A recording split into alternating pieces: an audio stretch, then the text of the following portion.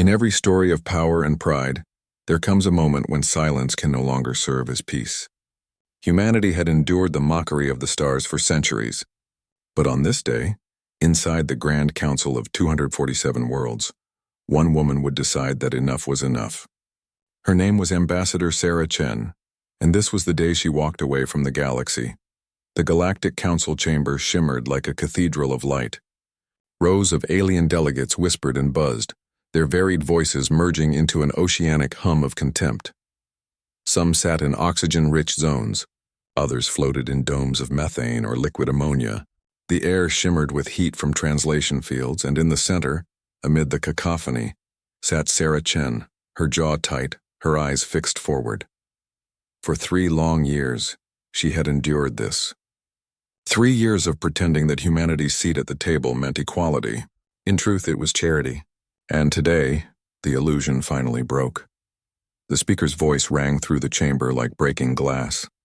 Elder Vexar, a crystalline being from the planet Crystallon, glowed faintly violet under the chamber lights. His tone chimed like wind over hollow bells. We grant mining rights in the outer sol system to the Vorgothi Corporation. They have filed proper documentation and paid all required fees. Sarah's hand shot up. Elder Vexar, the sol system is human territory. You cannot grant rights to foreign companies without consultation. Laughter rippled across the chamber. A dozen alien faces turned toward her with patronizing amusement. She'd heard that sound too many times, the laughter of beings who believed humans were still children playing empire. Elder Vexar tilted his gleaming head. Ambassador Chen, your species has been among the stars for only 4 centuries. The Council has governed for millennia. Surely you understand we are better equipped to manage such affairs. Sarah's voice stayed steady. The Kuiper Belt lies within our system. We've been mining it for 200 years. That's not your jurisdiction. More laughter, this time from the Zenturi delegate, a creature of translucent jelly. Adorable, its translator purred. The humans think 400 years of spaceflight makes them equal to civilizations that explored the galaxy before they learned to use fire. The sound tore through Sarah's patience. She had earned her place here. A degree in xenodiplomacy from Oxford, fluent in 12 alien languages, and credited with stopping 2 interstellar conflicts. Yet none of it mattered. To them, she was a curiosity, a clever ape dressed in diplomacy. She rose. I request a vote delay. Humanity deserves the right to present its case. Request denied, Vexar said, his voice ringing like a door slamming shut. This is a minor matter, Ambassador. You'll hardly notice them mining a few icy rocks. That's not the point, Sarah said sharply. You're Ambassador Chen, he interrupted. Sit down. You are disrupting proceedings. The green and red voting lights lit up one by one. Green for approval, red for dissent.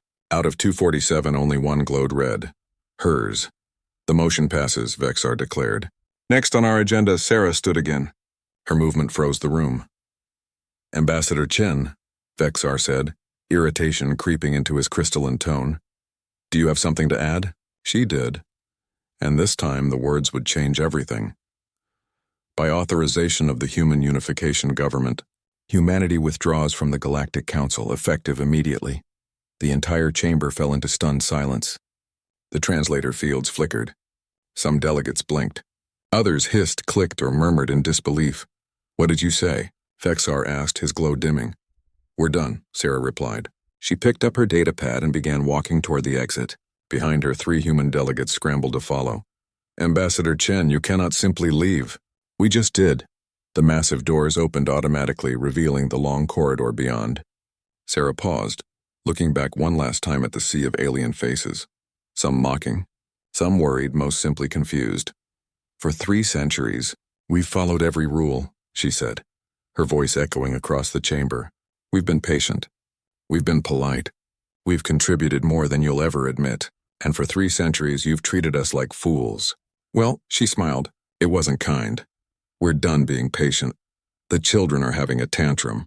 Someone shouted from the Zenturi seats. Sarah's gaze was cold and final. If that's what you want to believe, go ahead. Have a nice life, everyone. Humanity is going home. As the doors closed behind her, the chamber erupted in chaos. Arguments, confusion, shouts for order, all swallowed by the hum of a decision no one could undo. Minutes later, aboard a human shuttle, Sarah looked out the viewport as Concordia Prime shrank into the darkness of space. Lieutenant Davis, her young aide, looked pale. "Ma'am, are we really doing this?" "Yes," she said quietly, typing a code into her secure comm. "Protocol Omega, we're done playing their game." The reply from Earth came instantly. "Confirmed. Proceed." Sarah leaned back, exhaustion and satisfaction mingling in her chest. For years she had bitten her tongue. Now for the first time she felt free. "They think we're children," she murmured. "Let's see how they handle the galaxy without the adults in the room." Far behind her, the council chamber descended into shouting and confusion. None of them realized that by the time the laughter stopped, it would already be too late. The age of humanity's obedience had ended, and the galaxy was about to learn what that meant. The Galactic Council chamber had not seen such chaos in centuries. Elder Vexar's crystalline body flickered as he struggled to restore order. Delegates shouted over one another in 100 alien tongues, their translators crackling under the strain. Some laughed at humanity's defiance, others demanded sanctions, and a few sat in uneasy silence, unwilling to admit that something had shifted in the room. For the first time, humanity hadn't just argued. They had walked out. "Silence!" Vexar's voice rang like breaking glass. "The humans are bluffing. They will return once they realize the consequences of isolation." But even as he spoke, reality was already proving him wrong. A week passed. The seats reserved for humanity remained empty. 4 chairs coated in a thin layer of dust. Delegates still whispered that Ambassador Chen's outburst was symbolic, that the emotional young species would soon come back. After all, humanity relied on galactic trade, on shared science, on council protection. But the days turned into silence. Elder Vexar finally asked, "Has anyone heard from the human government?" No one answered. Counselor Thrawn, a reptilian diplomat known for his calm reasoning, finally spoke. "I attempted to contact Ambassador Chen yesterday. Her personal communicator has been deactivated. I also reached out to the human embassy on my homeworld. It's empty. The staff are gone. They left a message stating all personnel have been recalled to Earth." Vexar's glow dimmed. "All of them?" "All of them," Thrawn confirmed. A murmur spread through the chamber like a chill wind. Even the Zenturi delegate, who had once mocked the humans, looked uneasy before recovering with a bubbling laugh. "So the children are hiding at home. Let them pout. They'll realize soon enough they need us more than we need them." Thrawn said nothing, but his golden eyes held worry. Days later, the first signs of trouble began. Across the galactic communication network, quantum relay stations started to fail. At first, it seemed like technical error. A few relays offline, perhaps an overload. But by the end of the week, the network was collapsing. Entire regions of the galaxy went dark. Messages that once traveled in seconds now took hours.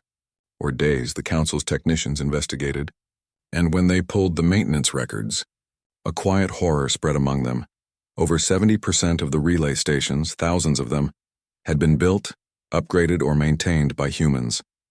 The technology itself was ancient, older than most civilizations, but humanity had been the ones who kept it running. The elder species had long since forgotten how it worked. Without the humans, the lights were going out. Trade began to slow. Communication faltered. Tension spread through the stars like a silent plague, and then the second blow struck. The Vorgathi Corporation, the same company that had been granted mining rights to the Sol system, arrived at the Kuiper Belt, ready to begin operations. What they found there would change everything. As their fleet entered the outer system, alarms screamed across every ship. Navigation systems crashed. Weapons powered down. Engines died. The entire mining operation drifted helplessly through the dark. Then a calm human voice echoed through every emergency frequency. "Attention, unauthorized vessels. The Sol system is closed. You are trespassing. You will be escorted out immediately. This is your only warning." Captain Gorth of the Vorgathi flagship tried to protest. "We have legal rights granted by the Galactic Council." But before he could finish, his ship jolted violently. Through the viewport, a small human vessel appeared, sleek, silent, and impossibly advanced. It latched onto his cruiser with a magnetic tether and began towing it away. "You are being escorted out of Sol system," the same calm voice said. "Any resistance will be met with appropriate force. Have a nice day." Gorth watched in disbelief as dozens of human defense drones swarmed the fleet. Once they crossed the system's boundary, their ship system suddenly came back online. But when they tried to return, the satellites shut them down again. The mining fleet retreated, humiliated. Back on Concordia Prime, Elder Vexar slammed a crystalline hand onto the council table, the chime echoing like thunder. This is an act of aggression. Humanity has interfered with a legal operation. Thrawn's scales shimmered as he leaned forward. They defended their own territory, Elder. We authorized mining without their consent. What did you expect? The Council's authority is absolute, Vexar snapped. Not to those who have left it, Thrawn replied quietly. The chamber erupted in argument once more. Accusations and threats filled the air. Finally, the Zenturi delegate spoke above the noise. The solution is simple. We impose sanctions on humanity. Cut off all trade. Blockade their space. They'll come crawling back within a month. The vote was called. Out of 247 civilizations, 198 voted yes. Sanctions passed. Thrawn left the chamber sickened. He had watched civilizations rise and fall, but he had never seen such arrogance. The Council believed it could starve humanity into submission. He knew better. That night, in his quarters, a private message flickered onto his console. Counselor Thrawn, it read, "Thank you for being the voice of reason. For what it's worth, humanity bears no ill will toward you or those who treated us fairly. But we're done with the Council. They'll realize their mistake soon enough. Take care of yourself. Sarah Chen." Thrawn read the message twice. Then he deleted it, though the words burned in his mind. The galaxy is about to get rough.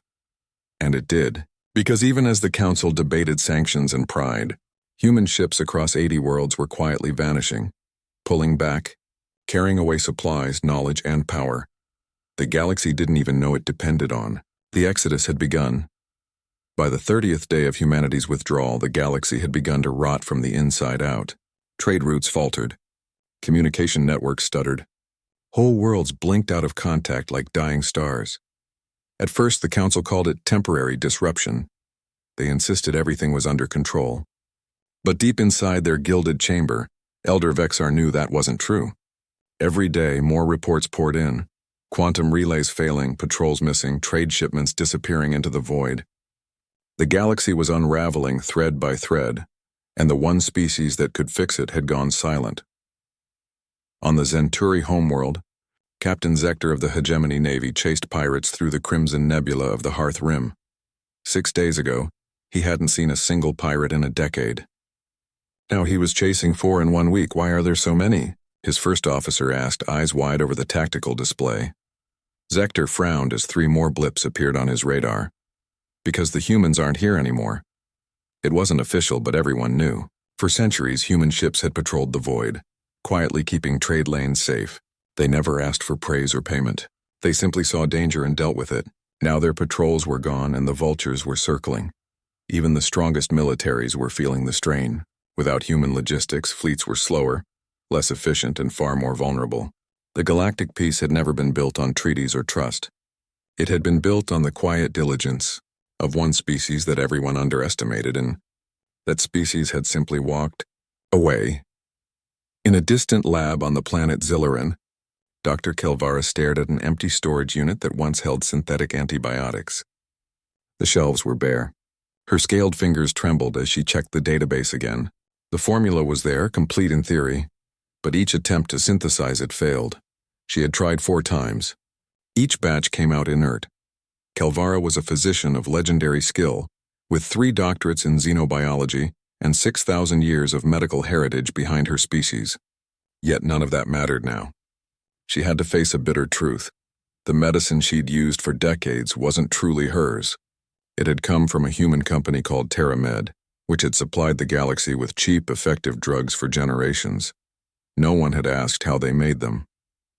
No one cared until now. She sighed and turned to her assistant. "Try ordering from TerraMed again." "I already did," the assistant replied softly. No response.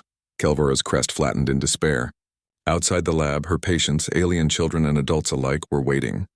Without the antibiotics, they would die from infections that had been curable for centuries. Across hundreds of worlds, the same realization was spreading. The galaxy's medicine came from humanity. And humanity had closed its doors. By day 40, the galaxy's economy collapsed like a failing star. Humanity had produced 30% of all manufactured goods in known space. Everything from starship components to food synthesizers, from medical nanites to basic clothing. Their factories were fast, efficient, and everywhere. Now they were silent. On the Zenturi homeworld, the delegate who had mocked Sarah Chen faced an angry mob outside the council embassy. Food prices had tripled.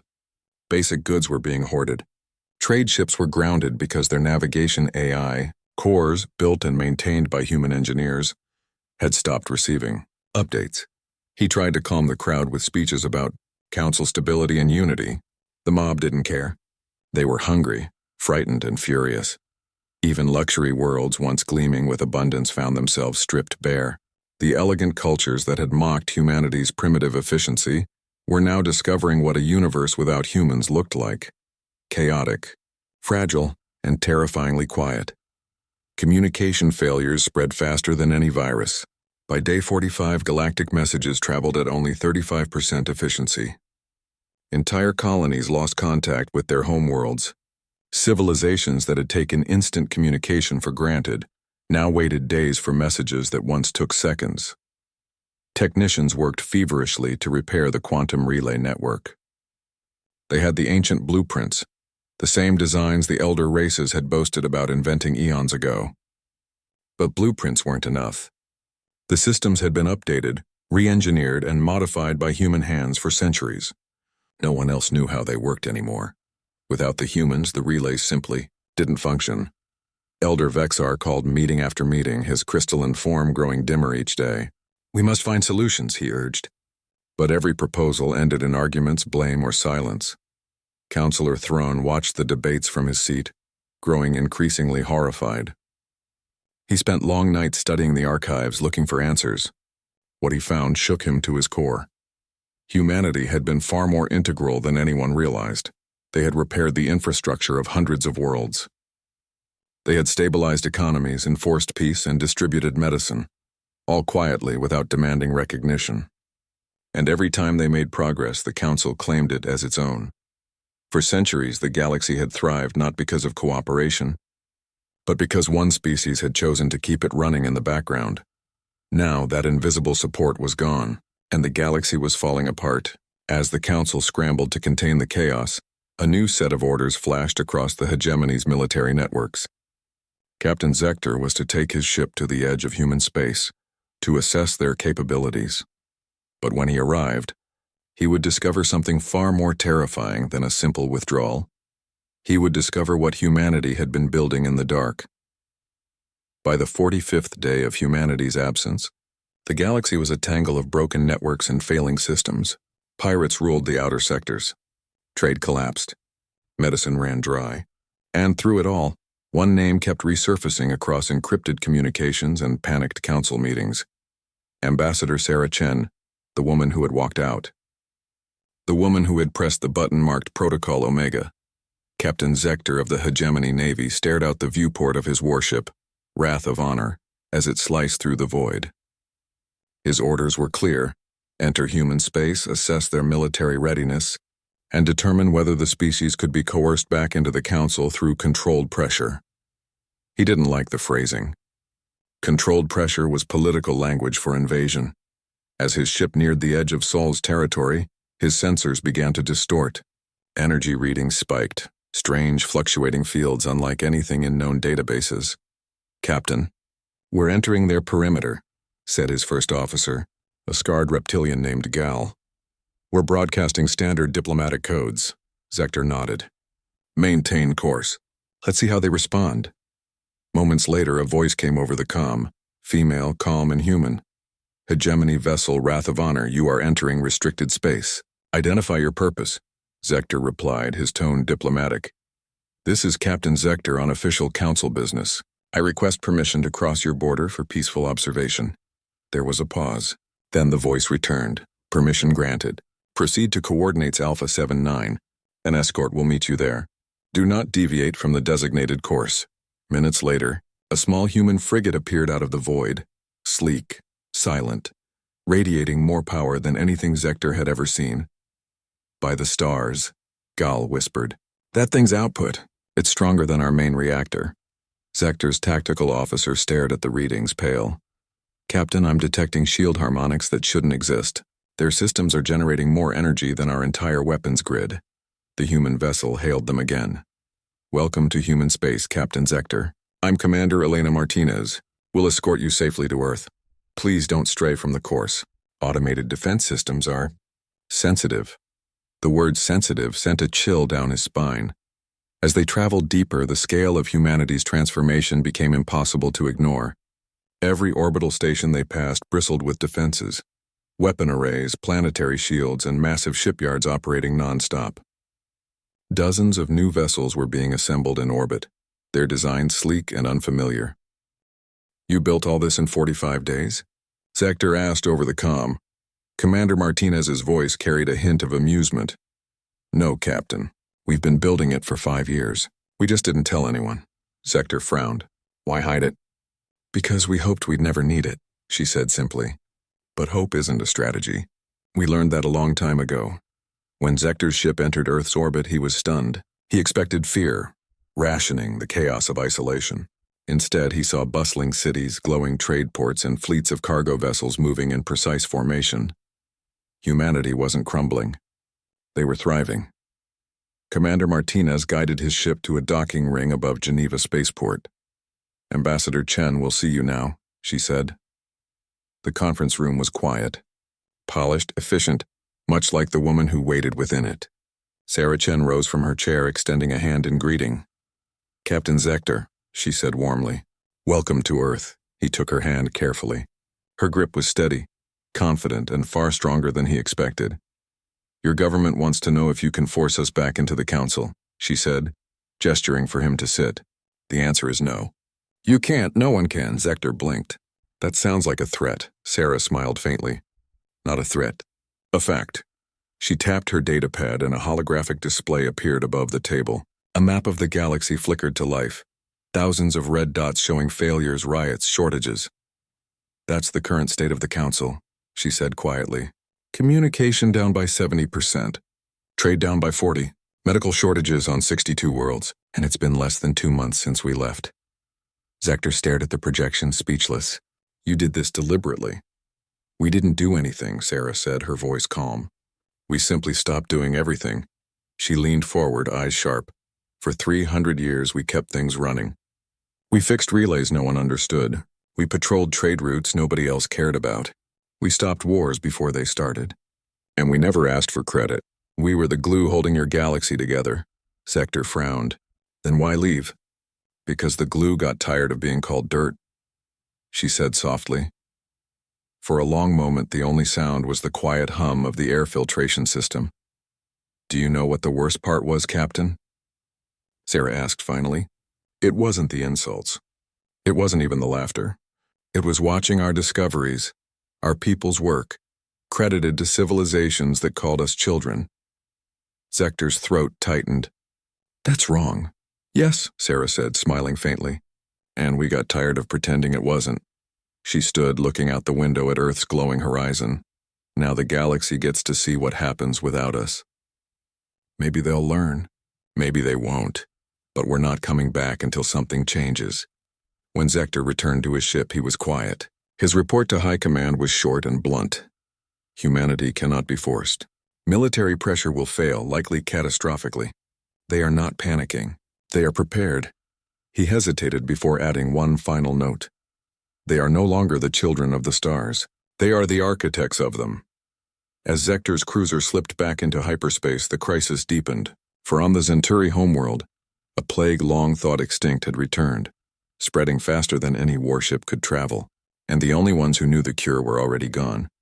By the 70th day after humanity's withdrawal, the galaxy was sick, literally.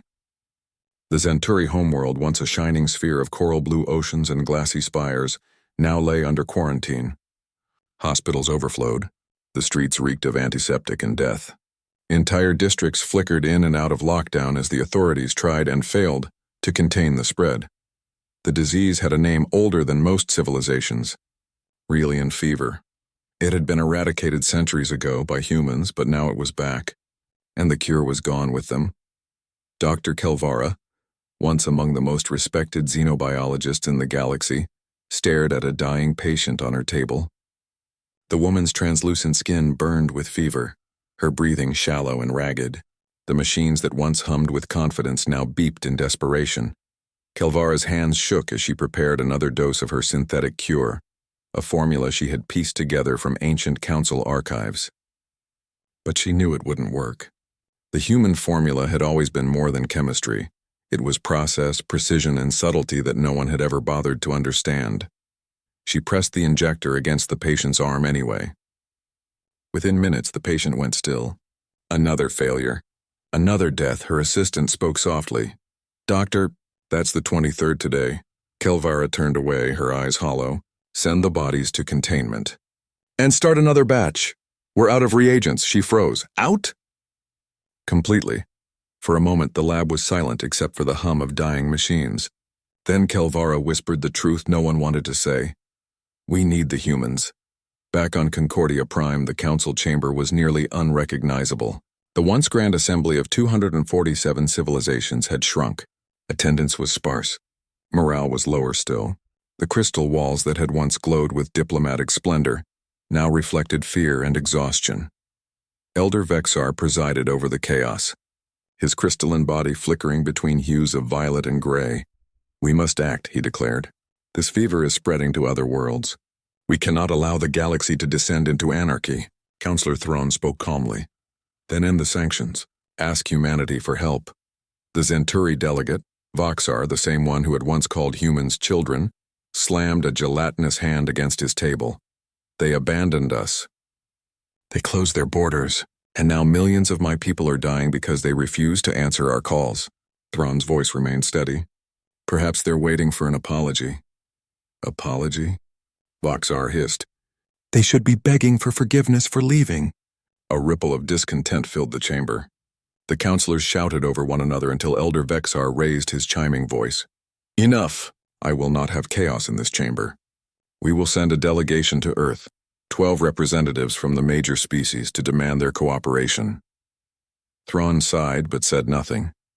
He knew how that would go. 3 days later, a delegation ship carrying envoys from 12 species arrived at the edge of Sol system. The leader of the group, Voxar, stood proudly on the bridge, rehearsing his speech about mutual necessity and galactic unity.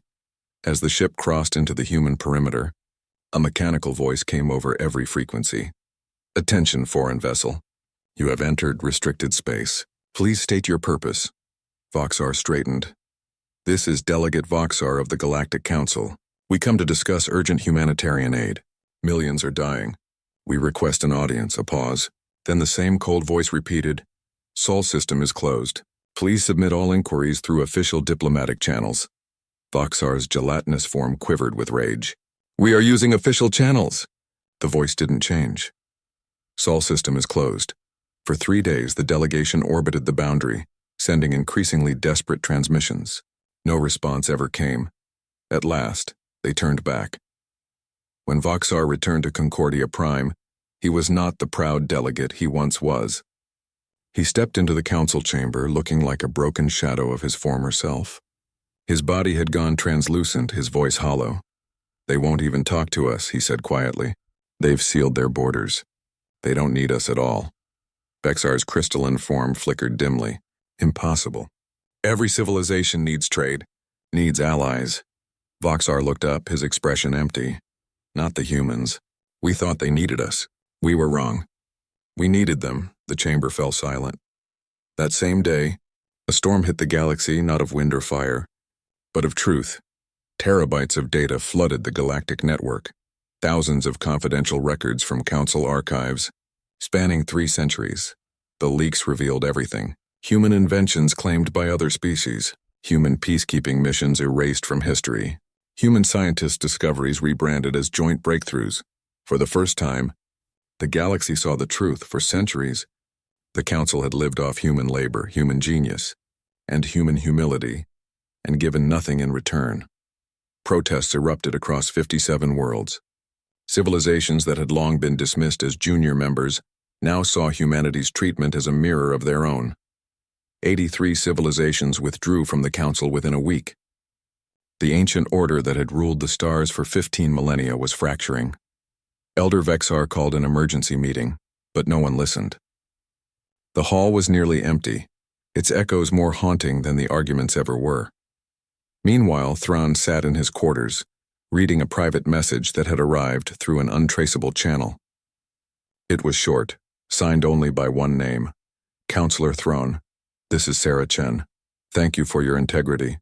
Humanity bears no hatred toward you or your people, but the others must learn what it means to ignore those who keep the galaxy alive. Stay safe, the worst isn't over. Sarah, he read the message twice. Then softly he said to himself, no, it's only beginning. Because as the Council crumbled and riots ignited across the stars, deep within human space, vast shipyards lit the void, assembling something no one had ever seen before. And soon the galaxy would learn that humanity's silence was not weakness. It was preparation. The galaxy was breaking apart. Empires that had stood for millennia were now reduced to chaos and silence. The Council's authority had dissolved into fragments, two power blocks forming in its wake. One clung to the old ways, led by the remnants of Elder Vexar's order. The other was new, a reform coalition led by Counselor Thrawn and a growing number of younger civilizations who had seen the truth. For the first time in history, the galaxy no longer revolved around the elder races. The myth of their superiority had shattered, and in the center of that broken silence stood one undeniable reality. Humanity had been the foundation all along. Captain Zector found himself summoned to a secret meeting of the Reform Coalition. The chamber was smaller than the Grand Council Hall, less ornate but filled with a different kind of power: conviction. Representatives from over 100 worlds sat in a rough circle, each speaking in turns, their voices carrying urgency instead of arrogance. When Zector entered, they greeted him with quiet respect. He had seen humanity's transformation with his own eyes. That made him one of the few who understood what was truly at stake. Captain, Thrawn said, his reptilian features lit by the soft blue of the room's hollow displays. You've seen what the humans have become. Tell them. Zector stepped into the center. What I saw in their territory defies belief. Their military is beyond anything we imagined. Entire fleets constructed in secret, automated defense grids that can disable warships in seconds, factories orbiting every world producing weapons and ships on a scale we can't match. Their technology isn't just advanced, it's unified, efficient, human. A murmur rippled through the chamber. Someone asked, how could they build so much without us noticing? They didn't build it overnight, Zector said. They've been preparing for years, maybe decades. They knew this day might come, the day they'd have to stand alone. While we mocked them, they were preparing for survival. Thrawn nodded grimly. Because we gave them no choice. Another delegate leaned forward, voice shaking. But why would they keep building all that if they wanted peace? Because peace isn't guaranteed, Thrawn said quietly. And humanity learned long ago that hope without preparation is suicide. The room fell silent. Every civilization represented there had benefited from human innovation. Every one of them now faced the cost of their indifference. Far away in the shadow of Earth's orbit, massive shipyards burned with light. Thousands of workers, human, augmented, and artificial, moved in flawless rhythm. Battleships, carriers, drones, and colossal defense platforms filled the void. Humanity wasn't hiding anymore. They were fortifying. In Geneva, Sarah Chen stood beside Admiral James Corr in a secure conference room. On the wall, a projection of the galactic map displayed a storm of red and orange, civilizations falling into war, trade routes collapsing, and outbreaks consuming entire sectors. The numbers were staggering. We're watching them destroy themselves, one official said bitterly. Maybe it's time we step in. Sarah shook her head. No, if we intervene now, we prove them right, that we'll always be there to fix their mistakes. They need to see the world they built without us. Even if millions die, another voice asked. Admiral Corr's expression hardened. Millions were already dying before we left. We were the only thing holding them together. Now they have to see the truth. This isn't cruelty. It's consequence. Sarah's voice softened. Thrawn and the others understand. They're building something new. When they're ready to talk about real equality, we'll listen. Until then, we stay silent. For a long time, the room was quiet. Then Sarah gave her final order. Send 1 medical ship. Full stock of Rylian fever cure. Drop it in Zenturi space. Admiral Kor frowned. What message do we send with it? Sarah's smile was faint but fierce. Tell them because we're better than you. Get well soon. 3 days later, the human medical ship appeared above the Zenturi homeworld without warning. It was small, unarmed, and moved faster than any known drive could allow. Before the planetary defense network could react, it released its cargo, millions of doses of the cure, then broadcast the message on every frequency. Because we're better than you. Get well soon. Humanity. Then just as suddenly as it had arrived, the ship vanished into hyperspace. Dr. Kelvara received one of the first vials. She injected it into a patient on the verge of death. Within minutes, the fever broke. Within hours, the patient was awake. Within a day, he asked for food. Kelvara sank into her chair and wept. Not from relief, but from understanding. The humans could have saved them weeks ago. They waited not out of cruelty, but to make their point clear. Compassion is a choice, not a weakness. When word of the cure spread, the galaxy trembled again. Elder Vexar called another emergency meeting. Only 23 civilizations attended. The rest had left the old order behind. The humans mock us, Vexar hissed, his crystal form glowing angrily. They gave the Zenturi the cure only to humiliate us. They saved lives, someone countered. They made us look powerless. His voice cracked into a chime of rage. We will remind them who commands the galaxy. We will send a fleet, not to attack but to show strength. That's suicide, one delegate warned. You've seen Zector's report. Vexar's glow flared. Zector is with the reformers now. His words cannot be trusted. The humans are bluffing. It's time we call it. The vote passed by a narrow margin. 12 civilizations agreed to join the show of force. 11 voted no. And so, under the banner of the dying council, a fleet of 47 warships began to gather at the edge of human space. They didn't know it yet, but in 7 seconds, their arrogance would end. The fleet moved in formation across the edge of human space. 47 warships from 12 civilizations, their engines blazing like a wall of light. They were the last pride of the old council, commanded by Admiral Vrel of the Crystalline Empire. To the galaxy watching, it was meant to be a show of power, a reminder that the ancient order still ruled. But to those who knew the truth, it looked like a funeral procession. Vrel stood at the command deck of his flagship, a towering vessel built for intimidation rather than efficiency. The stars shimmered beyond the viewport, silent witnesses to what was about to unfold. He adjusted his uniform, trying to hide the unease gnawing at his crystalline core. All ships, he ordered, broadcast standard council identification codes. Inform the humans of our peaceful intent. We come to negotiate. His communications officer hesitated. Sir, we're receiving a signal already. From them. Put it through. A cold, mechanical voice filled the bridge. Warning.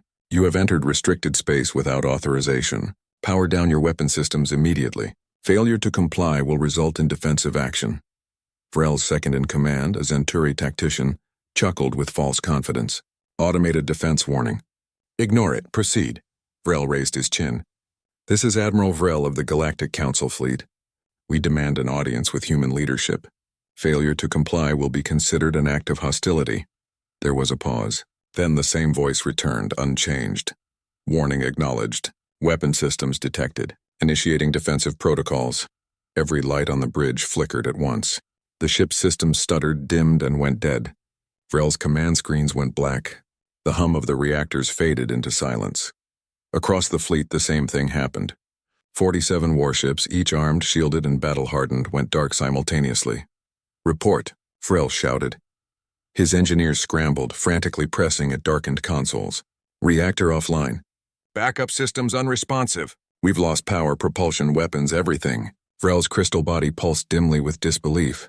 Impossible. No system can hack our cores simultaneously. And then the void lit up.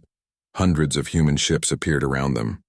Not slowly, not through hyperspace ripples, but as if the universe had simply decided they existed now. Sleek, angular, efficient. Massive carriers shadowed by swarms of drones. The human fleet had surrounded the Council's armada completely. The comm crackled. This time it wasn't a machine.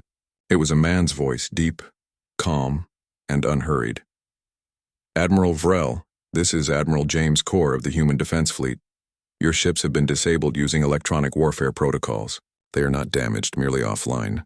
You have two options: power down completely and accept a tow back to the border, or resist when your systems reboot in 3 hours, and we will disable you again. Vrel clenched his crystalline fists. This is an act of war. Corr's voice remained steady. No, Admiral. This is self-defense. You entered our space with an armed fleet and issued threats. We responded accordingly. Now, what's your choice? The silence on the bridge was heavy. Through the viewport, the human fleet waited, motionless, patient, utterly certain of victory.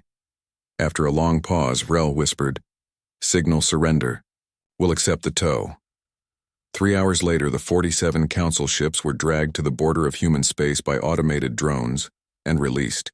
Their systems reactivated gradually, but many components were wiped clean, irreparable for weeks. They hadn't fired a single shot. The humans hadn't destroyed them because they hadn't needed to. When Vrel returned to Concordia Prime, he went straight to the remaining Council chamber. Barely 20 delegates remained. They listened in stunned silence as he gave his report. They disabled our entire fleet in 7 seconds. They could have annihilated us just as easily. The only reason we're alive is because they chose not to kill us. Elder Vexar sat motionless. His crystalline form, once brilliant, now glowed a dull gray. How is that possible? They've been in space for only 400 years. They spent those years learning, Vrel said quietly. They studied every species, every technology, every mistake. They took what we discarded, improved it, and made it their own. While we laughed at them, they became stronger than any of us. The room was silent. The truth settled like a weight no one could lift. Finally, one delegate broke the quiet. "What do we do now?" Vrel looked at Vexar, whose light had nearly gone out. "We surrender," he said simply. "The old council is finished. It's time to admit we were wrong." For a long moment, no one spoke.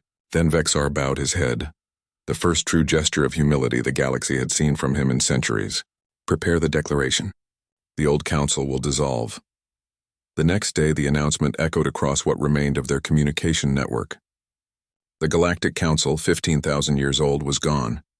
In its place, the Reform Coalition rose, led by Thrawn and supported by the majority of surviving civilizations. Their first act was simple: to invite humanity to the table, not as servants or students, but as equals.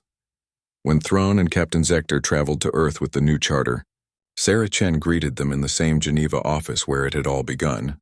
Admiral Corr stood beside her, silent but watchful. Thrawn presented the document with both hands.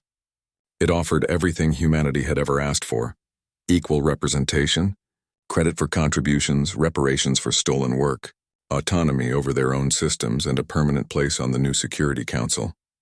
Sarah read it carefully, then looked up with a quiet smile. "You actually listened." Thrawn's tone was humble. "We didn't have a choice. Without you, the galaxy doesn't function."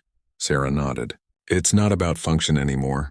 It's about respect," Admiral Corr added. "We'll join on one condition. Our defense remains independent. We cooperate with the Union's forces, but we answer to no one." Thrawn agreed instantly. "After what we've seen, no one would dare challenge that." Sarah extended her hand. Thrawn hesitated, then took it. "Welcome back, Ambassador Chen," he said. "Not Ambassador," she replied softly. "The Human Unification Government has nominated me to be Secretary General of the new Galactic Union." Thrawn smiled. "Then I can't think of anyone better to lead us." Outside, the stars shone brighter than they had in centuries, as if the galaxy itself had finally exhaled. Months passed, and the galaxy began to breathe again. The new Galactic Union had taken form, not as a monument to power, but as a living promise. The first assembly met on Concordia Prime, the same planet where the old council had once mocked humanity. Now its grand chamber had been rebuilt. Gone were the tiered seats that had placed elder species above others. In their place was a circular hall, where every delegate sat at the same level. For the first time in 15,000 years, equality wasn't just written in the charter, it was visible in the room. Sarah Chen stood at the center of the chamber, no longer as the fiery ambassador who had once stormed out, but as the newly elected Secretary General of the Union. Her voice carried the quiet strength of someone who had seen the galaxy's arrogance collapse under its own weight. "We're not here to rewrite history," she said, her tone calm but firm. "We're here to make sure it doesn't repeat." The old system thrived on hierarchy, on the idea that wisdom came with age and power with lineage. But the galaxy has learned a painful truth. Arrogance is not wisdom, and age is no guarantee of understanding. The delegates listened in silence. Some bowed their heads. Others nodded, their faces marked with humility instead of pride. The Zenturi delegation had sent a new representative.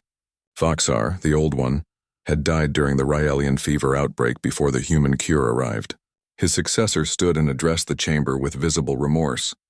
"On behalf of my people," he said, his voice trembling through the translator, "I apologize for the way we treated humanity. For centuries we mocked those who saved us, dismissed those who sustained us. Our world exists today because of them." He turned to Sarah, his form shimmering faintly. "Thank you for saving us even when you had every reason not to." Sarah inclined her head. "We didn't do it for thanks," she replied softly. "We did it because it was right. That's the lesson we all need to remember." Even Elder Vexar, humbled and diminished, rose to speak. His once luminous body now glowed faintly like dying embers.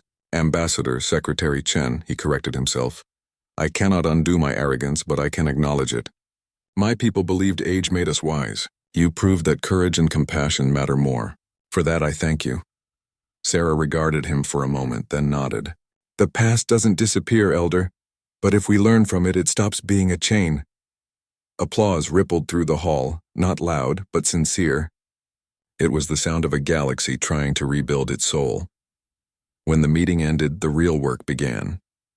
Human engineers fanned out across the stars, helping to repair the broken quantum communication network. But this time they didn't do it alone. They trained alien technicians side by side, documenting every system, teaching instead of replacing. Factories reopened, medicine flowed again, and the stars that had fallen silent began to speak once more. Dr. Kelvara was among the first to join the new Interstellar Medical Council. She worked alongside human researchers, learning the processes that had baffled her for months. Together, they developed hybrid treatments, combining human innovation with alien biology. For the first time, discoveries were credited properly to everyone involved. Captain Zector and Admiral James Corr sat on the new Security Council. They became unlikely friends, one a reptilian warrior raised in a culture of conquest, the other a human admiral who had seen too many wars avoided by restraint. Together, they designed a peacekeeping force drawn from dozens of civilizations, disciplined and equal in command. Their goal was not domination but deterrence, to ensure that no species, old or new, would ever feel small again. In the months that followed, old prejudices began to dissolve. The Union wasn't perfect, no alliance ever was, but it was honest. Every voice mattered. Every contribution was recorded. For the first time, civilizations competed not for control but for cooperation. On Earth, the cities flourished. Geneva, now the political heart of the Union, shone brighter than it ever had. Sarah Chen often stood on the balcony of her office at night, watching the stars reflected on the water below. It was peaceful, almost deceptively so. Thrawn's holographic projection appeared beside her, his reptilian features softened by the blue light. "Do you ever wonder," he asked, "if it was worth it? Leaving the council, letting everything fall apart first?" Sarah leaned on the railing, her gaze distant. "Every day, millions died because of our silence, but millions more would have kept dying quietly if we hadn't acted. The difference is they see it now. They know what we were holding together." Thrawn nodded slowly. "You didn't break the galaxy, Sarah. You revealed that it was already broken and then helped us rebuild it properly." She smiled faintly. "Secretary General, remember?" He chuckled. "To me, you'll always be the ambassador who stood up to the universe and walked out." The two shared a rare moment of quiet. Beyond them, the stars seemed to pulse with new life. Worlds reconnecting, ships trading, people rebuilding bridges once thought irreparable. The galaxy wasn't healed yet, but it was alive. It was learning, and for the first time in centuries, it was united not by fear or power, but by understanding. 1 year after humanity's withdrawal, and 6 months after their return, The galaxy looked nothing like the fractured empire it once was. The stars burned brighter now, not because of technology, but because of trust. Trade routes thrived again, not out of obligation, but cooperation. The old arrogance that had defined the Galactic Council was gone, replaced by a quiet respect born of humility and loss. From her office in Geneva, Sarah Chen watched as the first new Union fleet passed over Earth, an escort of ships from dozens of civilizations flying side by side. No hierarchy, no emblems of dominance, just unity. Each ship bore a new symbol, a ring of 247 stars surrounding a single open circle. No one was at the center anymore. The space was empty, purposefully left so to remind everyone that the Union belonged to no single species. Her reflection stared back at her in the glass. She looked older, though not in the way that time marked a person. The weight of choices, of losses, of the silence she had once enforced lingered in her eyes. Behind her, Admiral Kor entered quietly. "They're ready for you," he said. Sarah turned. "It's strange, isn't it? We had to let everything collapse before it could be built right." Kor nodded. Sometimes destruction is the cleanest kind of truth. They walked together to the newly built assembly hall, a vast, transparent dome overlooking the planet below. The delegates were already seated. Hundreds of species in every color, form, and texture filled the circle of light. Some still bore scars from the old order. Others were seeing this moment as proof that peace was possible again.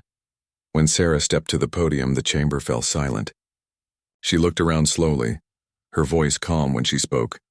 "For generations we believed the galaxy was a hierarchy, that the ancient were wise and the young had to earn their place. Humanity was young once, yes, but what age taught us wasn't arrogance. It was empathy. It was the strength to listen when others mocked, to serve when others ruled, and to walk away when respect was denied." Her gaze swept across the crowd. "The new Galactic Union doesn't exist because we won a war. It exists because we lost patience, with inequality, with deception, with pride. Every civilization here, whether old or new, owes its survival to one truth. No one thrives alone. We need each other."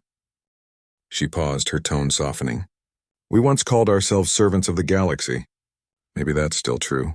But now we serve by choice, not by demand." There was a stillness after she spoke, a quiet deeper than applause. Then one by one the delegates stood and began to clap. It wasn't the roar of victory. It was the sound of gratitude. Throne approached afterward, his eyes gleaming. "You've given them hope again," he said. Sarah smiled faintly. "Hope is easy. Understanding takes longer." He tilted his head. "Then it's a good thing humans are patient." Later that evening, Sarah stood once more on the balcony overlooking the city. The lights of orbiting ships drifted across the night sky, tracing lines of silver. She spoke softly, as if to the stars themselves. "When I first joined the council, I thought diplomacy was about words. But it wasn't. It was about endurance, about knowing when silence speaks louder than any argument." Kor joined her, standing beside her in silence. "Do you think they'll remember what we did?" he asked. Sarah's eyes remained on the stars. "Maybe not the details, but they'll remember what we taught them. That strength isn't power, it's restraint. That leadership isn't control, it's cooperation. And that no civilization, no matter how old, has the right to decide who matters more." Kor nodded. "And what about humanity?" "What happens now?" "We lead," she said simply. "But this time we lead by example." Far above them, the Union fleet streaked across the black, a ribbon of light connecting worlds that had once been divided by arrogance and fear. The humans had not conquered the galaxy. They had healed it by forcing it to confront itself. And though the scars of the past would never fully fade, they had become something new, reminders of what unity truly meant. For centuries, humanity had been the quiet workers in the shadows, the unseen glue that held the galaxy together. Now they were its conscience. Not rulers, not saviors, but equal partners in a future finally worthy of them. Sarah turned away from the balcony and walked back into the light. The Union seal shimmered across the floor, a circle open at its center, endless and unclaimed. She smiled. "Let's make sure it stays that way." The stars outside burned on, eternal and indifferent. But for the first time in a long time, the galaxy beneath them had learned to be kind.